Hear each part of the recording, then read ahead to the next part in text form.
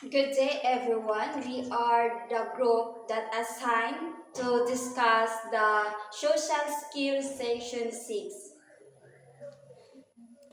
objective. So, discuss social skill as a component of social competence and explain the importance of developing social skills. So, differentiate about soft skill and hard skill.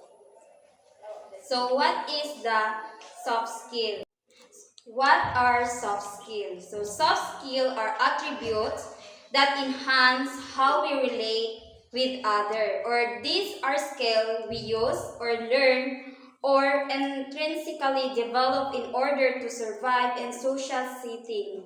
And soft skills are now recognized as critical competencies that make business more profitable and companies better places to work. So, ang soft skill is all about sa ato ang how we relate to other or kanaganing naa na sa atong personal qualities kung unsaon nato pag kwan sa uban. Like example sa soft skill is communication, kung sa nato pag communicate sa other, also empathy and teamwork. So ang soft skill is naa sa ato ang kaugalingon kung saan nato na siya pagkuan. And then soft skills are integral to manager or leader role because they interact with people and spend more of their time managing how people work within present or policies. And then, ang soft skill is usa na siya nung like sa mga manager or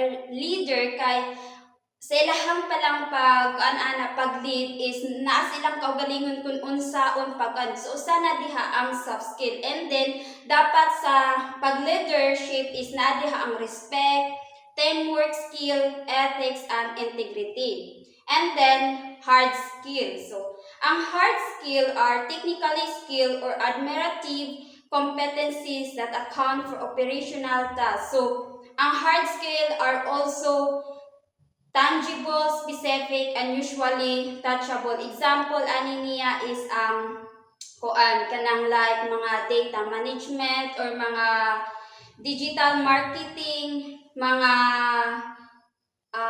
coding and programming. So muna siya ang kanang hard skill na like mahikap or atong buhaton. That's all. Let's move on to the two general classifications of skills. First one is soft skills. Soft skills, people skills, and certain quarters or EQ or it is all about emotional quotient. So meaning ang soft skills, it is a personal attributes and behaviors that help you work well with other or people skills. Let's say for example, communications, teamwork, problem solving, time management, adaptability, emotional intelligence. Next one is hard skills. Hard skills pertains to technical skills you use when you perform tasks. Meaning it is a specific teachable abilities are usually learned through educations or training technical skills. Example, programming, data analysis, graphics design, accounting, or project management tools, or also the foreign languages. Compared to soft skills, hard skills are those competencies we fall back on use to accomplish tasks and reach specific goals.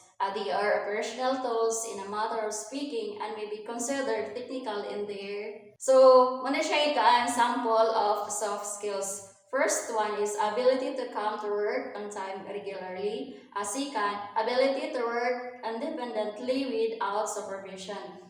Third one is good communication skill to get along with other people.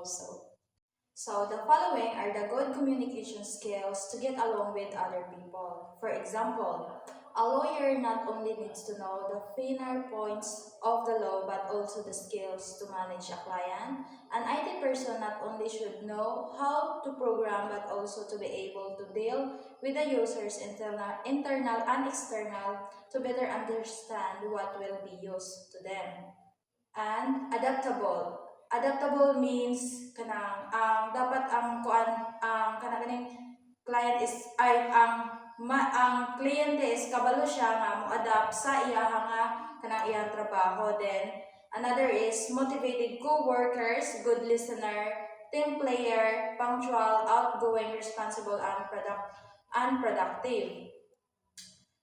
Typing 50 words per minute or changing tires, build furnitures, write a manual, teach a language, plant trees, and software development. So these are the example of the good communication skills to get along with other people. So the next is the advantage of hard skills. A lawyer needs more than just people skills. He also needs to know how the law very well to do his job properly. And the IT person must understand how to talk to and help users, and both co-workers and customers. But more importantly, he must know how to use the computer programs needed for the job. In short, hard skills are the specific knowledge or abilities you need to do a job well. Just being good with people is enough. You also need the technical know-how and dealing with blind spots. When we are socially skilled, good at understanding and working with people, we can handle our blind spots better. Blind spots are areas we can see, just like in our eyes, where some parts don't catch light because of how the nerves are set up in life. A blind spot means something we don't notice about ourselves, like a weakness or mistake we're not aware of. Now, let's move on to the influence.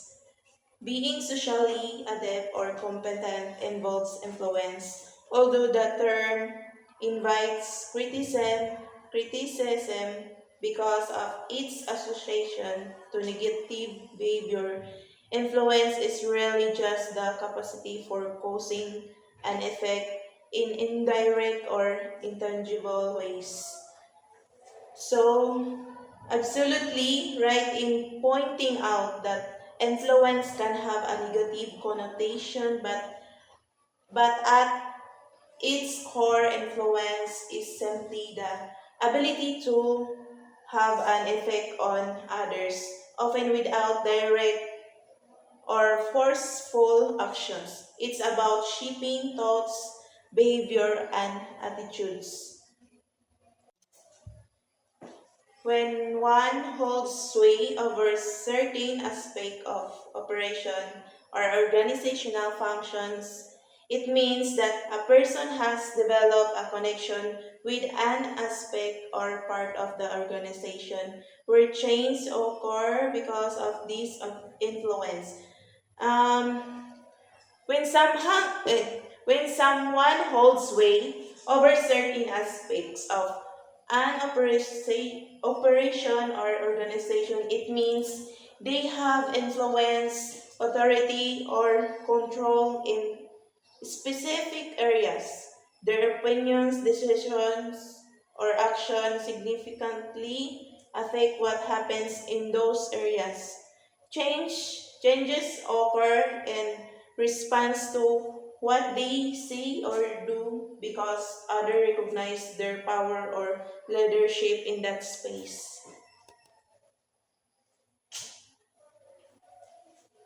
Empathic relationships can change how the dynamics within an organization works. With self-aware, self-regulated, motivated, and skilled leadership, influence can always effect more positive change. Empathy in leadership means understanding and resonating with the emotions, needs, and perspectives of others. When relationships within an organization are built on empathy between leaders and employees, peers, or departments, it creates creates a culture of trust, psychological safety, and open communication. That's my topic.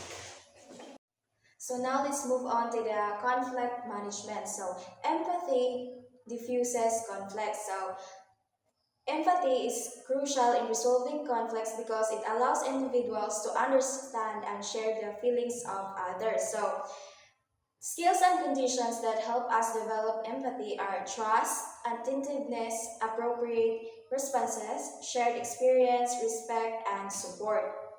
So there is also an empathy blocker. So we may encounter it along the way. So domination, trying to control or overpower others, manipulation, using deceptive tactics to influence others, disempowerment, making others feel helpless or insignificant, and also denial, refusing to acknowledge or accept others' feelings or experiences. So there is also an empathy blockers results. So first is defensiveness, resistance, and resentment. Second is blocked feelings. Third is lowered self-esteem. Fourth is decreased ability or confidence to solve problems. And the last one is the emotional barriers. And that's all. Thank you.